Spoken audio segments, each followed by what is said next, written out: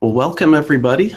This is Adapting to Churchgoer Preferences with E-Giving, our live broadcast brought to you by Concordia Technology Solutions and Vanco Payment Solutions.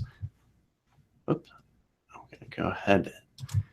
We're going to get started in just a second.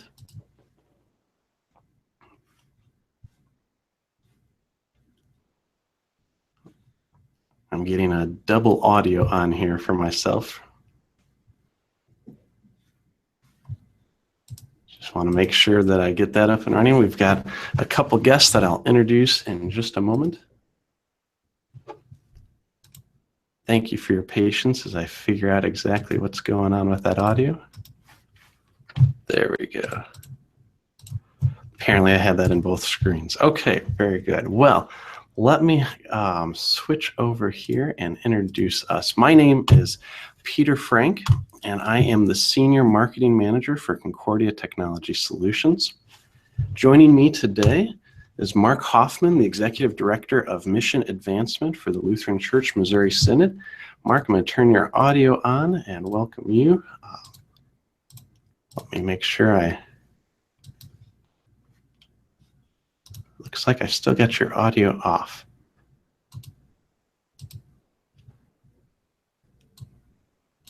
I don't know, you might have it off as well. Do you mind checking that? I can see you. There we go. Good morning, everyone. Thanks for joining us today, Mark. I really appreciate it. We also have joining us Jasmin. Oops, let me get my slide. There we go. Senior Vice President of Faith-Based Sales from Vanco Payment Solutions. Jan, welcome. Thank you for joining us today. I think I might have you muted as well. You may check your audio. Are you there, Jan? All right, I still can't hear you. Do you mind checking the audio on your end? This is how we know it's live as we get all the kinks worked out. Jan, just click that little microphone icon on your picture. That's what turned it on for me.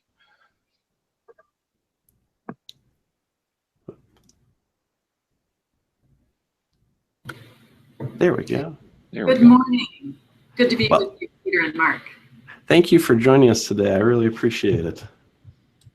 All right. Well, for those of you who are watching live, and it looks like we've got a large number already, thank you for being here. We're going to use the hashtag CTS panel today. If you have any questions, you can put those out on Facebook or Twitter. We also have the YouTube channel where you can ask questions there. But we're going to go ahead and get started. Let me go ahead and stop sharing my screen. There we go. There I am as well. Thank you again for joining us, Mark and Jan. So today we're talking about adapting to churchgoer giving preferences and how things have changed in not just within the churches, but in the world of finance and payments, and what the church is doing to react to those changing preferences. So Mark, before I get into the questions, if you don't mind telling us a little bit about what you do there at the Lutheran Church Missouri Synod. Well, Mission Advancement is a programmatic unit of the LCMS that was formed after the 2010 restructuring vote at convention. And our charge really is to assist God's people in experience joy in financially supporting mission and ministry at the national and international level, and also in the area of pastoral education and formation. And so our program serves donors, and that's we've made a shift away from raising money to really being focused on advancing the mission by connecting people with opportunities. That's what we do. That's fantastic. Thank you very much. And Jan, if you could tell us a little bit about Vanco Payment Solutions and your role there before we get into the questions. Sure. Vanco Payment Solutions provides electronic giving solutions for 20,000 churches, and we've been doing that for almost 20 years. I personally have been with Vanco for 10 years and have worked with thousands of churches over those years, helping them to understand our solutions, helping them to make sure that those solutions are changing, and helping them to increase giving and to make giving more consistent within the church. Great. Thank you very much. Well, let's talk about giving within the church. Mark, can you tell us some of the general trends that you've seen within our congregations? Well, over about the last 40, maybe 50 years, one of the biggest trends has been a cultural shift away from giving what's called the unrestricted gift, a gift that has no strings attached, to much more giving in a way where the contributor ties it to something specific and they'll restrict that gift. That's probably the biggest shift that has taken place. And then over the last probably 10, maybe 15 years, we've seen a slow and steady march toward other means of giving besides writing a check or using cash. And that's really the topic today, is what happens when we encounter this coming generation where they don't even know what a checkbook is because their smartphone has taken the place of their wallet. And that's the big change that's coming. Now, from what we have heard from many of our churches that we work with, offerings are declining more quickly than church membership. Do you find that to be true as well as you talk with congregations? I have to be honest. The Lutheran Church of Missouri Synod cannot see giving at the level of a congregation. We can't really even see giving at the level of the district. What we know, though, from our stewardship team is that attendance, the definition of regular attendance, has changed. So in the past, faithful attendance was I came every week. And today, what you'll find when you survey LCMS members is that the definition is changing to, hey, if I come twice a month, that's regular attendance. I'm regularly in worship. It's just not 4 times a month, it's 2 times a month. So that definition, if you see people not coming to worship every week, but instead they're coming 2 times a month, sometimes 1 time a month, you just cut out half of the opportunities for them to participate in the giving of their congregation. And so that's accounting for some of that drop.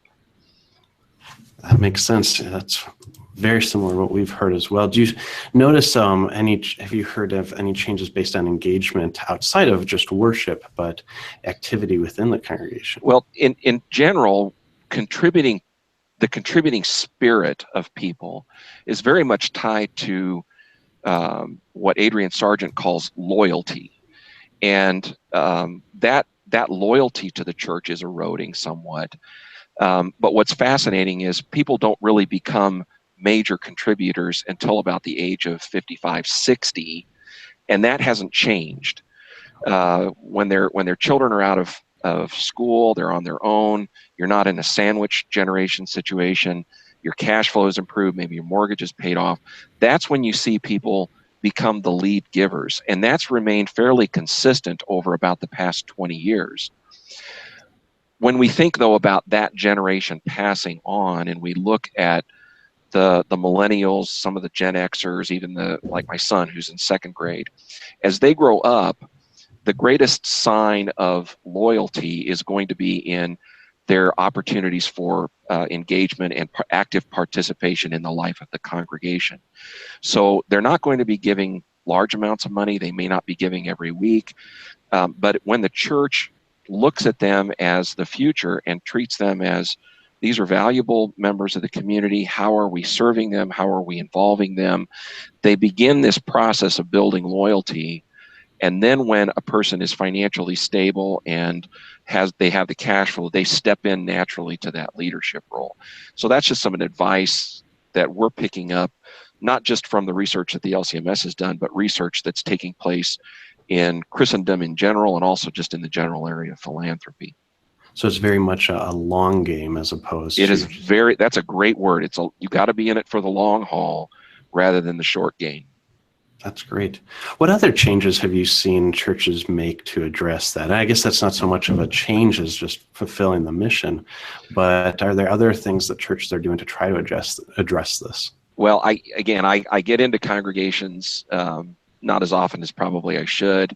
I am a faithful churchgoer to my own congregation. It shocked me about a month ago when I got to worship and I opened up the newsletter that we receive, and inside was one of these QR codes, and it addressed the issue of giving. And when I used my smartphone to snap that QR code, here came this app, this smartphone app, that as I played around with it that afternoon, realized this is specific to my congregation. My congregation has set up options for me, both the unrestricted fund as well as several designated funds. I could load my credit card or debit card information in, and suddenly my offering envelopes, I don't need to worry about where they are because I've got my smartphone with me. And as the offering plate comes by, I can just, type a few things in, and there goes my offering. And that was shocking that a relatively small congregation sort of beat Mighty Synod to the punch with providing that opportunity. And it also then strengthened something else that I've seen over time, which is we're seeing a prevalence away from, again, using checks, where people are using their bank's bill pay feature. And I just happened to pull up my own, while we were waiting, pull up my own bank's bill pay feature here. And I tested this. I went in and I set up an account for the Lutheran Church Missouri Synod. And I can just, through my bank's bill pay feature, send a contribution to the LCMS. I could probably do the same thing with my church. That's a trend that we're seeing. And I had a personal experience with a contributor to the LCMS where she had called in to our toll-free number, and she wanted to make a contribution, and she had some questions. And I said to her, you make your check payable to the LCMS, and here's the address. And she stammered. She was almost embarrassed for me. And she said, I don't use checks. And that was a slap in the face for me, because I'm so used to giving those kinds of instructions. And now I'm dealing with a very young person who obviously knew that I was old, and didn't understand that her generation was walking away from the checkbook. And I thought, well, how much longer is it going to be before that really starts to hit everyone, including our congregations? And it wasn't too long after that the QR code appeared in my congregation's worship folder. And it's interesting you share that story in your blog post, how will the LCMS adapt when checkbooks rest in museums? And we've had a number of conversations about that here at the publishing house, where if we look at our checkbooks, we often find that the most predominant payee on there is or the recipient is our church. Where I was talking with one of my coworkers, and he said, as he looked at that, it has everything from the church and the school and the payment for books and clothing and field trips, and it's all tied in with the church, whereas everything else is more automated, the mortgage and the car payment. So, well, and I'll add one other thing that I forgot to mention is here at the Synod level, national and international level, in the last 3 years, we have seen a steady decline in people sending contributions through those letters that come in the mail, and also through our phoning program, where we'll call and we'll ask someone to pledge, and then we'll send them an envelope and they can submit their gift. That has declined. In this last year, the decline was more than made up by people who said, I'll give a gift, and they went online to our website. You could do this to many church congregations' websites as well, and they made their gift online. It more than made up the drop in giving through the envelope. Wow. And that's going to hit congregations as well. That's fantastic.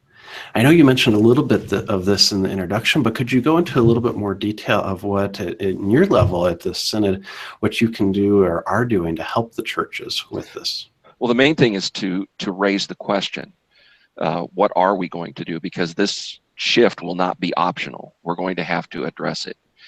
And to have the conversation in voters' meetings, in worship, in your newsletters, to say, how many of you are walking away from your checkbook? What can the church do to facilitate your joyful generosity? If we don't have that conversation, we will be playing catch up, which is a very expensive and time-consuming proposition.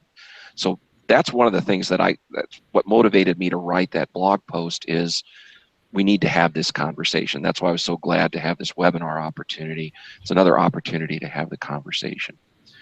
That's great. Well, Jan, you've obviously been in this field for quite a while, and while these solutions may be new to many of the congregations, it's not really new to you, is it?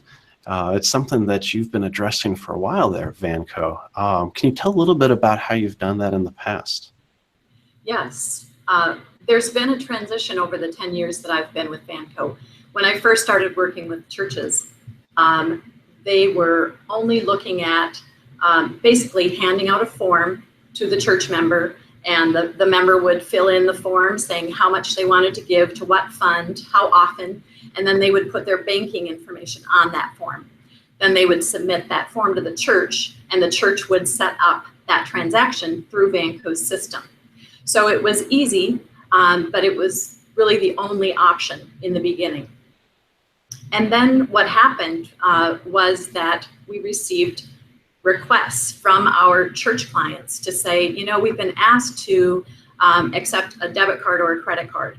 We've been asked to offer a way that they can go to our website and give online. And so as our clients requested these additional options, because they were being asked by their members, then Vanco continued to come out with additional giving options. We now have over a half dozen different ways for someone to give through the church's website, through an app, through text message, through kiosk, through an actual card reader and swiping a card. So there are many different ways, and I only see that increasing. I see us layering on additional ways to give, because each way attracts a different demographic. There are different people who prefer to give in these different ways. My favorite way is giving by text. Someone else's favorite way might be by using a giving app. So it has changed dramatically. The other thing, Peter, before I came to Vanco, I worked in banking for 20 years. And I wouldn't have thought that I would see the day when checks were no longer really being used by very many people. But I have two sons in their early 20s, and when they opened their bank account, they didn't even get any checks. They just got a debit card. And so that is the new way, and we're all adjusting to that. And some areas have jumped on it sooner than others, but we have thousands, 20,000 churches who use the electronic giving, so many are involved and seeing the benefits. Wow, that's great. Thank you for that information. And I know a key part of that is talking with the churches. Mark mentioned the conversation, having that conversation. Vanco conducted a churchgoer giving study. Can you talk about that a little bit, about who participated, how the survey was conducted? Because I know there's a lot of interesting learnings that kind of address some of these questions that are coming out and address some of the changes. Yes, we in August of 2015, Vanco conducted an online survey of a little over 1,000 Christian churchgoers. The participants in the survey were controlled to be representative of the U.S. population as far as age and wealth and denomination, etc. And what the survey did was focused on attitudes, preferences, and behaviors of churchgoers toward giving. So we learned a lot about what these churchgoers were thinking about giving. Now, did any of the results match what you expected, or what would you find surprising about that? Well, what we wanted to learn was we wanted to do some comprehensive research to see how churchgoers viewed electronic giving. We could see from our data that e-giving was growing and growing rapidly, but we wanted to understand why. What were the drivers behind that? Because our church clients need to know how their members feel about giving, so they can offer them the methods and the options that would be best suited for their churchgoers. So the results there were some surprises. To me, one thing was that 60% of all of the people who participated, all the churchgoers, preferred giving electronically. And there was a wide range of ages. Another thing that I found really interesting is there's still a very strong identification with traditional giving practices, passing the plate, even among the young members, even among the youngest respondents to our survey, which makes me think back to attending church as a child and my mom giving me $1 and I put it in the plate as it passed. I think that it is a part of the feeling of tradition at the church service. So that's one of the things that we're working with our church clients on, is brainstorming on other ways that they can handle and still keep that tradition going. For example, and I give electronically slip of paper or a token of some sort. They're still participating, but they're not putting a dollar bill in. Instead, they're putting in a piece of paper which represents the money that they've donated. That's very interesting. When we first introduced the concept of electronic giving at my congregation, I sit on the board of elders, and one of our older elders said, "So wait, does this mean that we're going to be passing an iPad instead of an offering plate?" And there's this confusion there. And I know a big part of the survey was the demographics. Tell me about the difference between the older members and the younger members, and their perceptions of giving electronically, and what that means in the congregation. Well, it was interesting to me that the preferences toward e-giving were strong across all of the age groups. As high as 79% of the age group 24 to 34 preferred e-giving, and 50% for the age group 45 to 65. The survey found it's not just millennials who would prefer to give online, by text, or by kiosk. And I'm 55, and I can say I'm right in the middle of that older group. And I don't give by check to my church anymore. Sometimes I will just give some cash if I have it, but usually I'll give by text because I find that easiest. So I think that was a surprise that there was such a high interest even among the older members. When we're talking with churches, the two objections to electronic giving that we hear most often is that the members are too old, they wouldn't want to use an electronic option, or that the church is too small. And there are the cost of not offering e-giving might just be higher than the cost of accepting e-giving at this point, as far as donations that might be missed. Interesting. Both of those points tie back to what Mark had mentioned before. First off, that the older members are where the major gifts are. So I know there's a disconnect between what churchgoer preferences are and what options are provided. Can you talk a little bit about that disconnect, knowing that churches are kind of behind the times of where their members want them to be? The disconnect is what we in our survey, what we called the giving gap. That's what we taglined what we saw. Because there was a big difference between what churchgoers preferred as far as giving versus what churches offered as far as ways that the member can give. And so what we saw was that 2 to 4 times as many churchgoers would give electronically if the church provided that option to them. As I mentioned, that was not just the younger members, that was members my age and even older. So the gap is that the majority of people want to give electronically, but fewer than 25% of the churches offered electronic giving. Very interesting. Now, can you talk a little bit more about those negative perceptions and what you can do, what a church can do to kind of explain why they may not be true or provide an answer to those perceptions? Sure. I think it's interesting for me to share both the positives and the negatives. And so there were the top 5 positives of e-giving, perceptions-wise, from our survey, was that it allows the churchgoer to keep their intention to give. Even if they weren't able to attend physically, they were still able to keep their intention of giving. It gives their church consistent income, benefits their church. It's more convenient for me.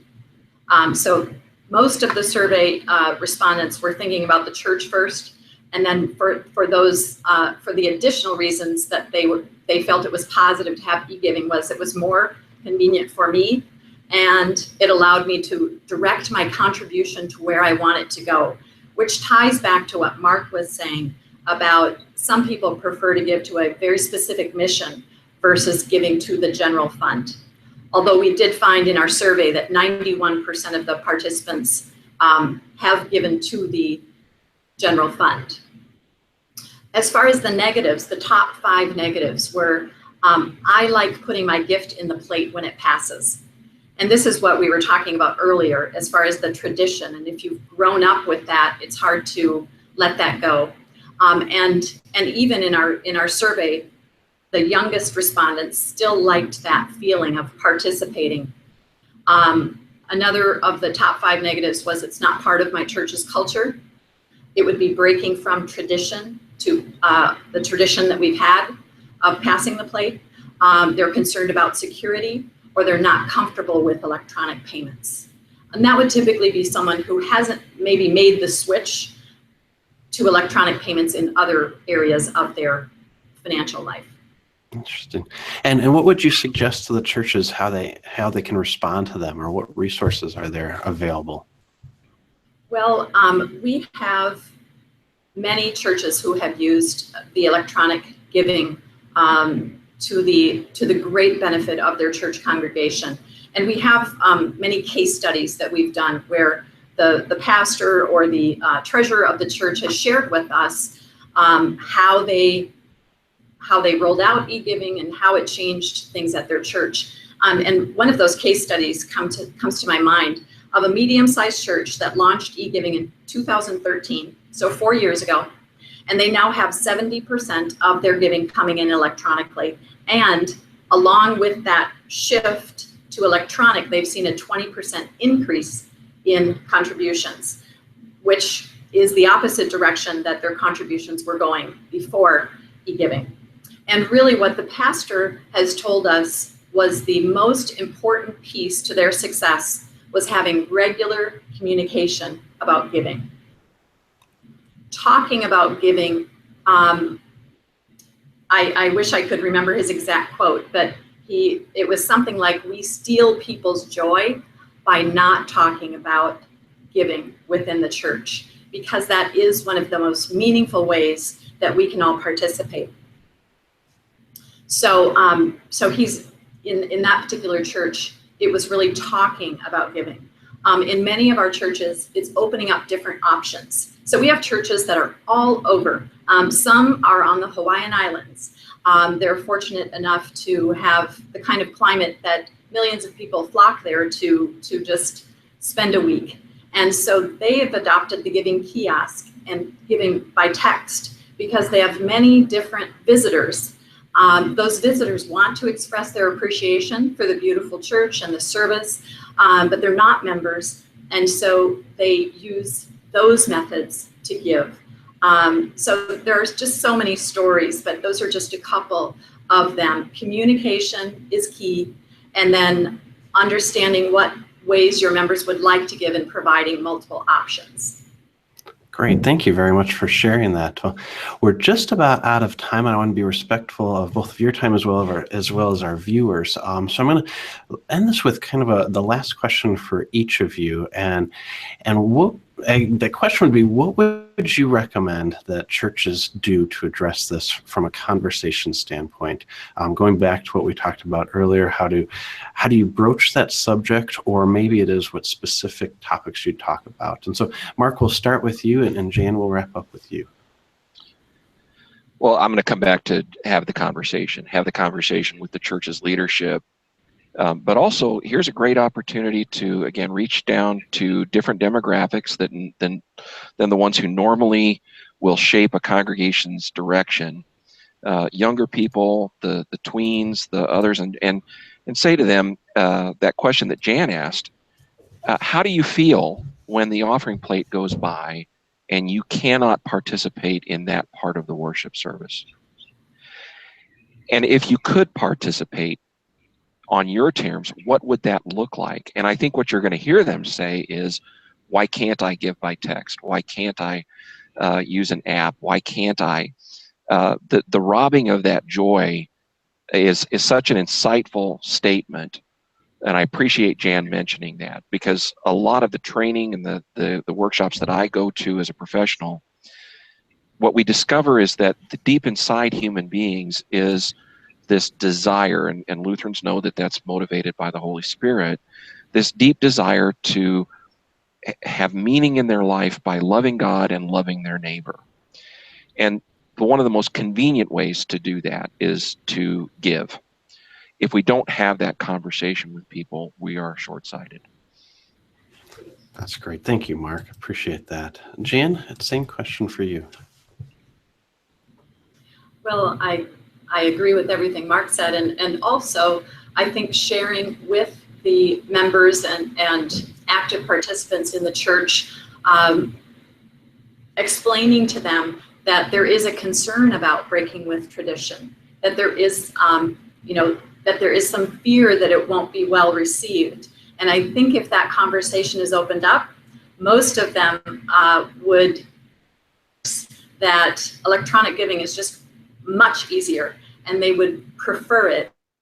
And I think it's important for the church to, at my church, the pastor reinforces the giving, and in fact now during the offertory, there's actually a little statement in the bulletin that says, if you would prefer to give electronically, as many of our members do, you can visit our website or you can give by text, and then they give you the 10-digit number to text your gift to. And they follow it up with, so I give by text, so I make my gift by text and I don't put anything in the plate because they don't offer that. But the usher who gathers the plate looks at me and smiles. They acknowledge that I have participated. And so I think it's really everyone involved in the contribution process at the church just needs to be educated about this change and how to embrace and reinforce the idea of giving electronically. It doesn't take away from the meaning of the gift. It really just frees people to be as generous as they would want to and to carry out their intentions. That's fantastic. Thank you very much. With that, I think we're going to wrap up here. I appreciate both of you being with us today and sharing your thoughts, and for all the attendees, thank you for being here as well. I hope that what you've heard today can encourage you to have this conversation at your church, to talk about why this is important in the life of an individual, to share their gift and go back to that joy that we talked about earlier. So I'm going to put on the screen a link where you can go and download the results of the survey that Jan talked about, that Churchgoer Giver study and the findings report. And it really gets into some of these details. And let me go ahead and make sure I've shared that with everybody. And hopefully that'll provide some additional facts information that as you have this conversation at your church, it can kind of answer some of those questions that may come up and some of these negative perceptions, and provide that answer that this truly is the direction that our church members are headed, and that we can address it in this way and provide that answer so that they can give joyfully. So Mark and Jan, I thank you very much for being here today. I really appreciate you taking time out of your day to talk about this. And thank you again to the attendees who have participated and watched. We will be sending a response and a link to this to all of those who registered for this webinar. We'll talk about some upcoming training opportunities where you can learn more about how to introduce electronic giving into your congregation. So with that, we'll say thank you very much. Have a great day. Thank you. Thank you.